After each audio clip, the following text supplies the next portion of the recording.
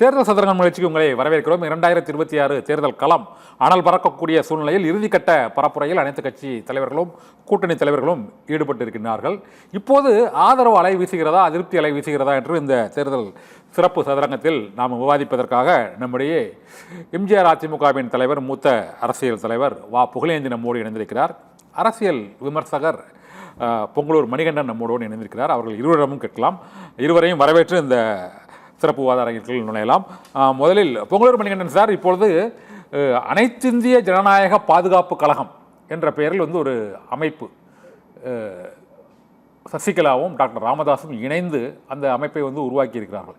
இது தவிர இந்த தேர்தலில் வாக்குகளை சிதறடிக்கப் போவது பல்வேறு சக்திகள் பல்வேறு வேட்பாளர்களை நிறுத்தி இருக்கிறார்கள். அதிமுக கூட்டணி, அதிமுக பாஜக கூட்டணி, திமுக கூட்டணி தவிர, அது தவிர விஜய் சீமான் தவிர பல்வேறு சிறு சிறு அமைப்புகள் இந்த கட்சிகளை வேட்பாளர்களை நிறுத்தி இருக்கிறார்கள். இந்த அமைப்புகள் மூலமாக இப்பொழுது புகழேந்தி சார் போன்றவர்கள் திமுக கூட்டணியில் இணைந்து ஆதரவு தெரிவித்திருக்கிறார்கள். அதிமுகவில் பல தலைவர்கள் பல்வேறு அமைப்புகளாக பிரிந்து இருக்கக்கூடிய சூழ்நிலையில் இப்போதைக்கு சசிகலா, டாக்டர் ராமதாஸ் ஒரு 11 வேட்பாளர்களை பாட்டாளி மக்கள் கட்சிக்கு எதிராகவே நிறுத்தியிருக்கிறார்கள். இது தவிர டிடிவி தினகரன் போட்டியிடக்கூடிய இடங்கள் உள்ளிட்ட தென் மாவட்டங்களில் சசிகலாவின் அந்த அனைத்திந்திய ஜனநாயக பாதுகாப்பு கழகம், இந்த இரண்டும் இணைந்தது அவர்கள் தரப்பில் வேட்பாளர்கள் நிறுத்தப்பட்டிருக்கிறார்கள். இது போன்ற வேட்பாளர்கள், அதிருப்தி வேட்பாளர்கள் ஆங்காங்கே நிறுத்தப்பட்டிருப்பதால் இந்த தேர்தல் களத்தில் அந்த அதிருப்தி என்பது ஒரு பெரிய அலையா வீசுவதற்கான வாய்ப்பு இருக்குதா? நீங்கள் எப்படி ஃபீல் பண்ணுறீங்க பொங்கலூர் மணிகண்டன் சார்? இல்லை சார், சமீபத்திய பல கருத்து கணிப்புகள் மிக தெளிவாக திமுக அரசுக்கு எதிராக ஒரு எதிர்ப்பலை வீசுகிறது என்கிற கருத்து வெளிவருகிறது. அனைத்து இந்திய அண்ணா திராவிட முன்னேற்ற கழகம் தலைமையிலான தேசிய ஜனநாயக கூட்டணி 147 இடங்களுக்கு மேல் பெற்று வெற்றி பெறும் என்று அது கருத்துக்கிறேன்னு சொல்லுது. இதோட கூடுதலா வரும் என்பது உறுதி. அதே மாதிரி டபுள் என்ஜின் சர்க்கார் வேண்டாம் என்று ஸ்டாலின் பேசிக் கொண்டிருந்தால் இப்பொழுது அதுல 3000 கோடி வரல, 2000 கோடி வரல, 5000 கோடி வரலன்னு சொல்லி டபுள் என்ஜின் சர்க்காருக்கு ஒத்துழைப்பு வருகிறார். எனவே தமிழ்நாட்டு மக்களுக்கு தெளிவா புரியுங்க, மத்திய அரசோடு மோதல் போக்கை நடத்திய விளைவாக தமிழ்நாட்டு மக்களுக்கு தேவையான நிதிகள் வரவில்லை. வெறுமனே அரசியலுக்காக மட்டுமே, ஆதாயத்துக்காக மட்டுமே பயன்படுத்திய விளைவாக தமிழ்நாட்டு மக்கள் இன்றைக்கு பல வகையில பாதிக்கப்பட்டிருக்காங்க. இப்படி எல்லாமே அதிமுகவுக்கு சாதகமான அலை வீசுதுங்க. இடையில யாரெல்லாம் நீங்க சொல்லக்கூடிய அந்த அமைப்பு பேரான்னு தெரியலீங்க. நீங்க அனைத்து இந்தியா சசிகலா வாங்கி பேசினாங்க, ஜனநாயக பாதுகாப்பு கழகம் சார், அனைத்து இந்திய ஜனநாயக பாதுகாப்பு கழகம். அதாவதுங்க, இது பழிவாங்கிற நிலையில அவரவர் வெறுப்பு அரசியலை மனதிலே வைத்துக் கொண்டு முடிவெடுக்கிறாங்க. இதையெல்லாம் மக்கள் கண்டுகொள்ள போவதில்லை. காரணம் என்ன? திமுக வீழ்த்தப்பட வேண்டும் என்று நினைக்கிற மக்கள் யாருக்கு வாக்களிப்பாங்க? அதிமுக தான் வாக்களிப்பாங்க. அப்படி அதிமுகவுக்கு வாக்களிப்பா என்கிற செய்திதான் இன்றைக்கு ஊடகங்கள்ல 37%, 43% மாறி இன்னைக்கு கருத்து கணிப்பா வெளிவந்து கொண்டே இருக்கிறது. எனவே இடையில அதே கருத்து கணிப்புல விஜய் 10-20% வர வாக்குகள் வாங்கணும். அதே கருத்துக்கு நீங்க சொன்ன கருத்து கணிப்புகளே அதுவும் அவங்களும் சொல்றாங்க. அந்த 20% வாக்குகள் யாரும் மறுக்கல. அதாவது மறுக்கல, நீ சொன்ன நல்ல கேள்வி, மறுக்கல. விஜய்க்கும் ஒரு கணிசமான வாக்குகள் நிச்சயமாக வரும். ஆனால் திமுகவை வெல்லக்கூடிய வகையில் ஒரு அணி அமைந்திருக்கிறதா என்பதுதான் பிரதானமான கேள்வி. திமுகவை வீழ்த்த வேண்டும் என்ற விருப்பம் உள்ளவர்கள் விஜய்க்கோ சீமானுக்கு போட்டால் நிச்சயமாக அது திமுகவை மீண்டும் ஆட்சியில் அமைத்தும் என்கிற அச்சம் எல்லோருக்கும் உண்டு. எனவேதான் திமுக எதிர்பார்க்கிற அனைத்தையும் அதிமுக பக்கம் திருப்ப வேண்டும் என்றுதான் மக்கள் நினைக்கிறாங்க. அந்த நினைப்புக்கு ஏற்ற மாதிரிதான் இன்றைக்கு எடப்பாடி பிரச்சாரம் தமிழ்நாடு எங்கும் சூறாவளியாக சென்று கொண்டிருக்கிறது. செல்லு நடனங்கள் எல்லாம் மக்கள் பல்லாயிரங்கள் கூடுறாங்க. அந்த மக்களுடைய எழுச்சியே மிகப்பெரிய சான்று. அதிமுக மிகப்பெரிய வெற்றியை பெற்று ஆட்சி அமைக்குங்க. இந்த கருத்து கணிப்புகள் பல முறை மாறி இருக்கு. பல தேர்தல்கள் நடைபெற்ற தேர்தல்களே பார்த்திருக்கோம். அது பீகார் தேர்தல், மகாராஷ்டிரா மாநில தேர்தல் உள்ளிட்ட பல மாநில தேர்தல்களிலும் அந்த கருத்து கணிப்புகள் தலைகீழாக மாறி இருக்கிறது. இந்த தேர்தலும் அது போன்ற பல அதிருப்தியாளர்கள் களத்தில் இருப்பதால் பிரதான போட்டியாளர்களில் யார் பாதிக்கப்பட போகிறார்கள் இந்த அதிருப்தியாளர் அணிகளால் என்ற கேள்வி எழுந்திருக்கிறது. பல கூட்டணி கட்சியில் இருந்தவர்கள் தனித்து போட்டியிடுவதால் அவர்கள் வெற்றி பெறுவார்கள் என்று கூறவில்லை. இது தவிர மூன்றாவது சக்தியாக விஜயும் சீமானும் முன்னை விட வலிவோடு அவர்கள் களத்தில் இருப்பதால் அதிருப்தியாளர்கள் அணி அதிகமாக இருக்கக்கூடிய சூழ்நிலையில் பிரதான போட்டியாளர்கள் இருவரில் யாருக்கு பாதிப்பு ஏற்படக்கூடும் என்பதை ஒரு அரசியல் விமர்சகராக அவங்கள பார்க்குறாங்க. கருத்து கணிப்பு மற்றபடி அதிமுக ஆட்சி அமைக்க அது ரெண்டாவது. இந்த இந்த அதிருப்தி ஓட்டு, இந்த அதிருப்தி வாக்குகள் வந்து யாருக்கு பெரிய அளவில் பாதிப்பு ஏற்படுத்தும்னு நினைக்கிறீங்க சார்? அதாவது அதிருப்தியாளர்கள் யார் என்கிற பார்வை மக்களுக்கு தெளிவா தெரியுங்க. அதாவது இந்த அதிருப்தியாளர்கள் மூலமாக யாருக்கு லாபம் என்பதை பொதுவாக இன்னைக்கு சார் சோசியல் மீடியா காலம்ங்க. அந்த காலம் இருந்தா தகவல் தொடர்பு இருக்காது, யாருக்கும் செய்தி போய் சேராது, அதனால மக்கள் முடிவெடுக்காங்க. இன்றைக்கு அப்படி அல்ல. ஒரு செய்தியை ஒரு நிமிடத்தில் ஒரு நொடியில் அனுப்ப முடியுங்க. எனவே நீ குறிப்பிடக்கூடிய யாராக இருந்தாலும் அவர்கள் திமுகவுக்கு உதவ விரும்புகிறார்களா அல்லது இந்த அணியை தோற்கடிக்க விரும்புகிறார்களா, இந்த கேள்வி எல்லாம் நிச்சயமாக அவங்களுக்கு தெரியுங்க. எனவே இவர்களை ஆதரித்தால் என்ன நடக்கும் தெரியும். அதே மாதிரி அதிருப்தி உள்ளவர்கள் எந்த செல்வாக்கும் இல்லாதவர்கள், எந்த சொல்வாக்கும் இல்லாதவர்கள், அவர்களால் மக்களை அணுக முடியாது, செய்ய முடியாது. அவர் மக்களோட நெருக்கமா இல்லாதவங்க. திமுக அரசுக்கு எதிராக இதுவரை அவர்கள் மக்களை திரட்டி எந்த போராட்டமோ அல்லது எந்த எதிர்பிரச்சாரமோ செய்யாமல் அமைதி காத்தவர்கள். வெறுமனே தேர்தல் நேரத்தில் மட்டும் காட்சி அளித்தால் நிச்சயமாக அவர்கள் ஆதரவு தரமாட்டார்கள். நிச்சயமா தெரியுங்க. அவர்கள் எதற்காக நிற்கிறார்கள் என்பது தெரியுங்க. அமமுக கூட எதுவும் போராட்டம் நடத்த மாதிரி தெரியல. டிடிவி தினகரன் கூட எதுவும் போராட்டம் நடத்த மாதிரி தெரியல. கடைசி நேரத்துல தான் வந்து இல்ல, அவருக்கு என்று சார் அவரு நிரூபிக்கப்பட்ட வாக்குவடி உண்டு. நீங்க சொல்லக்கூடிய புதிதாக அதிமுக பேர்ல யார் கட்சியா இருந்தாலும் ஒரு வாக்கு வங்கியை அவர் திரட்டி தேர்தலில் போட்டியிட்டு நிரூபிக்காமல் வெறுமனே லெட்டர் பேடில் அமைப்பு உருவாக்கி ஆதரவு அளிப்பதெல்லாம் அல்லது தேர்தல் நிற்பதெல்லாம் ஒரு பொருட்டாக மதிக்க வேண்டிய அவசியம் இல்லை. இப்ப எம்ஜிஆர் அதிமுக சொல்லி பன்னுட்டி ராமசாமி ஆரம்பிச்சாரு. அவர் கட்சி போச்சாரு, அனி மாதிரி தாவாக்கு போயிட்டாரு. அது மாதிரி எல்லா கட்சியுமே யாருமே இல்ல. அப்போ ஆள் இல்லாத ஊர்ல இழுப்பு பூ சக்கரைக்கிற மாதிரி ஆளே இல்லாமல் பணவளம் வைத்துக் கொண்டு ஒரு சிலர் தேர்தல் யுகத்துல தன்னை அடையாளப்படுத்திக் கொள்ள விரும்புறாங்க. அதை மக்கள் முறியடிப்பாங்க, மக்களே எதிரியா இருப்பாங்க. ஓகே, புகழேந்தி உங்க முதல் கட்ட கருத்தை எடுத்துக்கிறது புகழேந்தி சார்ட்டே நீங்க சொன்னதை கேட்கலாம்.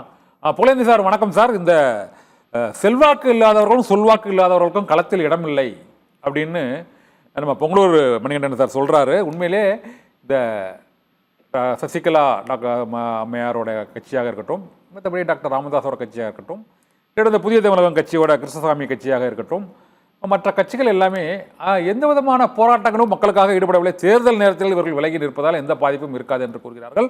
உண்மையிலே இந்த தேர்தல் நேரத்தில் அந்த அதிமுகவிலிருந்து பிரிந்து சென்றவர்கள் அல்லது பாட்டாளி மக்கள் கட்சியில் மற்றொரு அணியாக இருப்பவர்கள், ஏற்கனவே கூட்டணியில் இருந்து வெளியேறியவர்கள், இவர்களால் வழக்கமாக தேர்தலில் பெரிய பாதிப்பு ஏற்படாது அப்படின்னு ஒரு பொதுவான கருத்தை பொங்கலூர் மணிகண்டன் சார் சொல்லியிருக்கிறாரு. நீங்கள் புகழேந்தி சார், நீங்கள் பல தேர்தல்களில் பார்த்துருக்கீங்க, பல தலைவர்களோட நெருங்கி பழகிருக்கீங்க, உங்களுக்கு இப்போதைய கள நிலவரம் தெரியும்.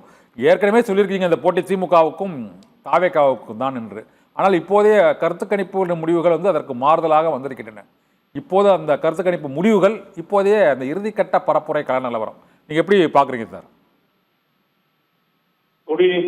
சத்யபிரிவி, உங்க தலைப்பு அனல் பறக்கும் தேர்தல் களம்.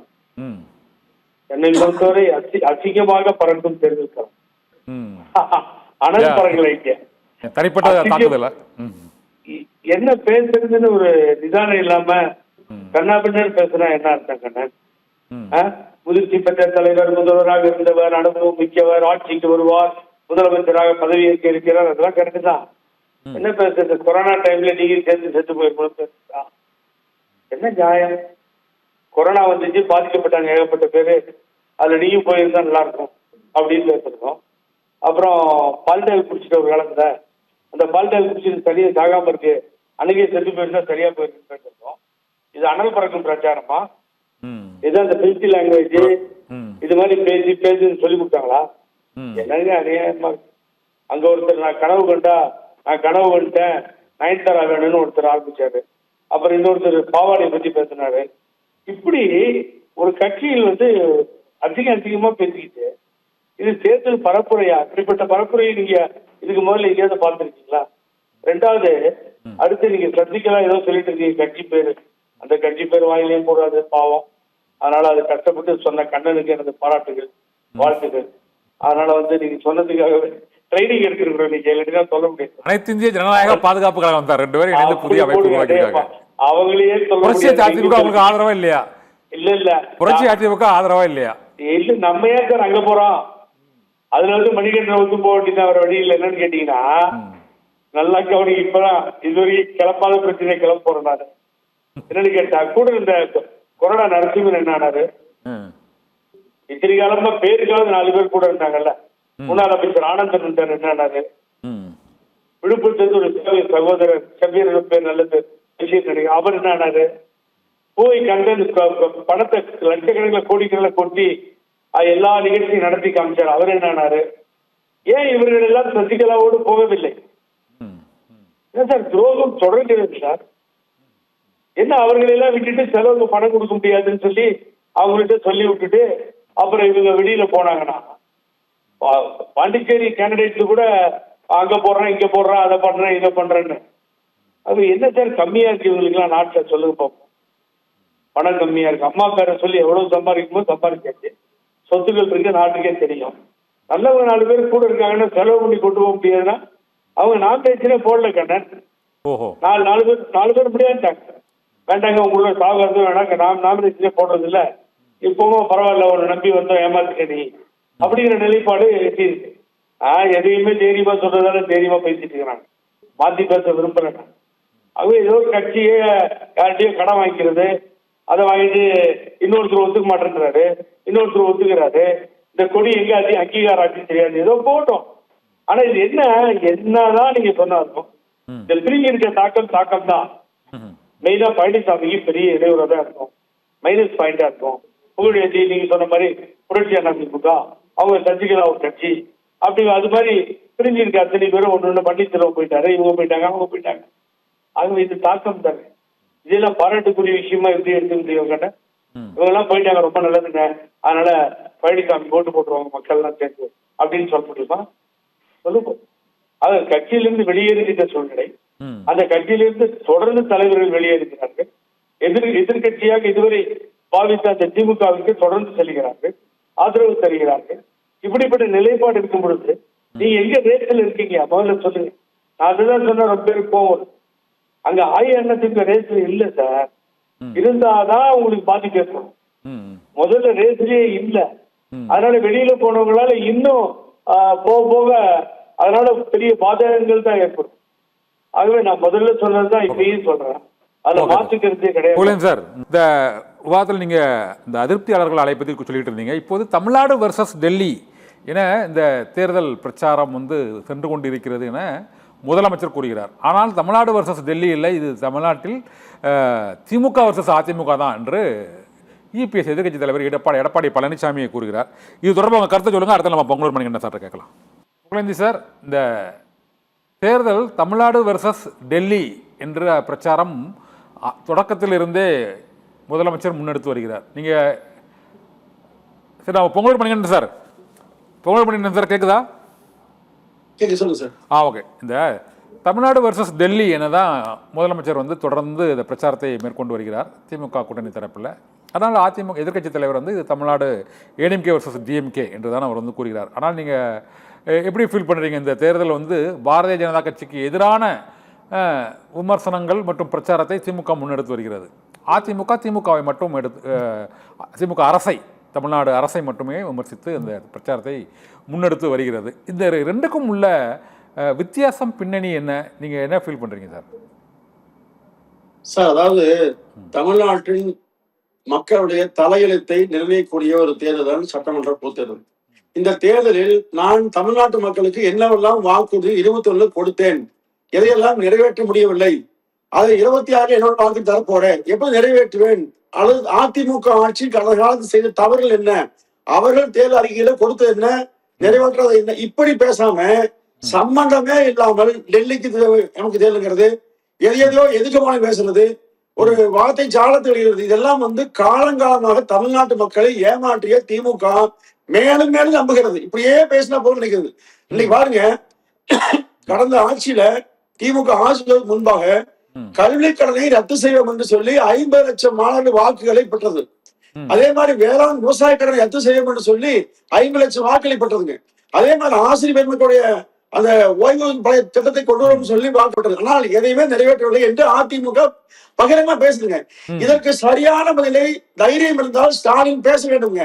505 வாக்குறுதியை நான் நிறைவு சொன்னேன், நிறைவேற்ற முடியவில்லை ஒப்புக்கணுங்க. ஆனா மாறாக மீண்டும் மீண்டும் சம்பந்தமே இல்லாம கேட்கிற கேள்விக்கு பதில் சொல்லாம, இப்ப நீங்க ஒரு கேள்வி கேட்கறீங்க, நான் அதுக்கு பதில் சொல்லாம வேற எங்கேயோ பிடிக்குங்க. அது மாதிரி அதிமுக பொதுச் செயலாளர் என்ன கேட்டாரு, நீங்க சசிகலாவுடைய விட்டா காலுக்குள்ளே போயிருவேன்னு சொல்லி பேசினாரு உதயநிதி. அது என்ன அர்த்தம்? அது சரியான விஷயம். அது ஒரு முன்னாள் முதலமைச்சரை பார்த்த மாதிரி பேசினாங்களா?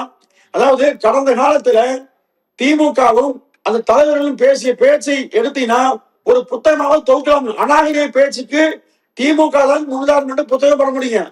ஆனால் பதிலுக்கு பதில் தொடரலாமா சார்? அநாகரிக பேச்சுகள் வந்து தொடரலாமா? அது வந்து தனிப்பட்ட முறையில் அது தொடரலாமா? தொடரக்கூடாது சார். இவாங்க தவறெல்லாம் அல்ல. ஸ்டாலின் வந்து முதலமைச்சர் இருந்து கொண்டு எல்லை மீறி பேசார். அதே மாதிரி மகன் துணை முதலமைச்சர் இருந்து கொண்டு எல்லை மீறி பேசார். அதை கண்டிக்காதவர்கள் எடப்பாடியை பதிலுக்கு பதில் சொன்னார். சார் நீங்க ஆராசா கடந்த தேர்தலில் என்ன பேசினார் சார்? கள்ள உறவில் பிறந்த குழந்தை சொன்னாரா இல்லையா? அது சரிங்களா? அது சேலம் மாவட்டத்துல சிறுவம்பாளையத்துல பாரம்பரியமிக்க குடும்பத்துல பிறந்த எடப்பாடி பழனிசாமி பார்த்து கள்ள உறவுல பிறந்தான்னு சொன்னா யாரு ஏத்துக்கா சார்? பதவி விட்டுருங்க. தன்மானம் மிக்க ஒரு மனிதன் ஏத்துக்கானா? அதுதான் சொல்றேன். இந்த மாதிரி பேசுறதெல்லாம் அநாகரிகமான செயலை திமுக கண்டிக்கும். அதே மாதிரி சிவாஜி கிருஷ்ணமூர்த்தி திமுகவுல பேசாத பேச்சே இல்லை. திமுக நம்ம அதை திரும்ப பேச வேண்டாம். நம்ம வந்து அந்த அநாகரிகமான பேச்சுக்களை தவிர்க்க என்ற அளவு நிறுத்திக்கலாம். இந்த தேர்தல் பிரச்சார வியூகங்கள் வந்து இருவரும் மாறுபட்ட வியூகங்கள் வைத்திருக்கிறாங்க. இது களத்துல எந்த அளவுக்கு எதிரொலிக்கும்? அப்படியே அந்த அதுக்கு மட்டும் பதில் சொல்லுங்க சார். நீங்க தேர்தல் களத்தில் அனைத்து இந்திய அண்ணா திராவிட முன்னேற்ற கழகம் முந்தி செல்கிறது. காரணம் என்னன்னா, அதிமுக வெளியிட்ட தேர்தல் அறிக்கை என்பது ஒரு கதாநாயகனை போன்றது. அதுதான் உண்மையிலேயே. ஏன்னா 10,000 ரூபாய் ஆட்சி வந்த உடனேயே வங்கி கணக்கு செலுத்த அதிமுக சொல்லுங்க. ஆனா 8,000 ரூபாய் கூப்பன் சொல்லுது. அதே மாதிரி வீடுக்கு பிரிச்சு சொல்றாங்க. 2,000 ரூபாய் மாசமா சொல்றாங்க. இது வந்து அதிமுக சொல்லக்கூடிய தேர்தல் அறிக்கையை காப்பி அடித்து திரு ஸ்டாலின் அவர்கள் ஒரு மறைமுக சில சொல்லியும் கூட மக்கள் நம்ப தயாரா இல்ல. காரணம் என்ன? கடந்த காலத்தில் சொன்னதையெல்லாம் நிறைவேற்றவில்லை ஸ்டாலின் அவர்கள். இன்னைக்கு பாருங்க, ஒண்ணு இல்ல, உங்க பலமுறை பேசிக்கிறேன். 65 ஆண்டுகளாக திமுக தன் தேர்தல் அறிக்கை சொன்ன ஒரே ஒண்ணு, ஆனமலையாறு நல்லா நிறைவேற்றுகிறதா. ஆனா இன்று வரையிலும் இன்றும் இடம்பெறுது, ஆனால் நிறைவேற்றவே இல்லை. இந்த மாதிரி திமுக சொல்லலாம் மக்களை ஏமாற்றி எப்படியாவது ஆட்சிக்கு வரணும் என்பதா. ஆனா இந்த மாதிரி அதிமுக சொல்லவில்லை. அம்மாவும் சரி, எம்ஜிஆரும் சரி, எடப்பாடியும் சரி, நிச்சயமாக மக்களுக்கு சொன்னால் அதை நிறைவேற்ற வேண்டும் என்ற அடிப்படையில் சொல்றாங்க. இப்ப அவிநாசி அத்திக்கடவு 65 ஆண்டு கால கனவு நிறைவேற்றியது எடப்பாடியார். யார் பண்ணாங்க? 1630 கோடி மாநில அரசு நிதியிலிருந்து ஒதுக்குறாங்க. திமுக என்ன பண்ணுச்சு? அதனால்தான் மக்கள் நம்பல. இன்னைக்கு அதிமுக முந்திக் கொண்டு செல்கிறது. எங்கே சென்றாலும் லட்சக்கணக்கான மக்கள் கூடி எடப்பாடியாருக்கு மிகப்பெரிய வரவேற்பை அளிக்கின்றார்கள். நிச்சயமா சொல்றேன், 200க்கும் மேற்பட்ட தொகுதியில அதிமுக வெல்லும். கருத்து கணிப்பு என்பதெல்லாம் மக்கள் அதிமுக நம்பர் சார். 2016ல திமுக தான் வெல்லும். அதிமுக 60 சொன்னாங்க.